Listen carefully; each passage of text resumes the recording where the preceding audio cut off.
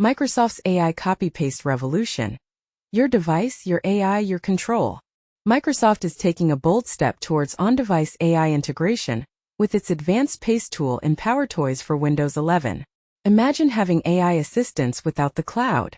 The 0.96 update introduces a game-changer, routing requests through Microsoft's Foundry Local or Ollama, enabling AI models to run locally on your device's neural processing unit, NPU. But here's the game-changer. You're no longer tied to cloud connectivity or API credit purchases for AI-powered tasks like translation or summarization. Your data remains secure on your device, ensuring privacy and efficiency. And this is where it gets even more exciting.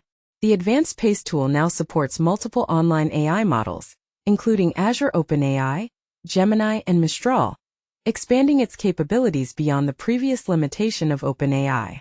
The user experience has been enhanced with a new design, displaying the clipboard content and offering a model selection menu.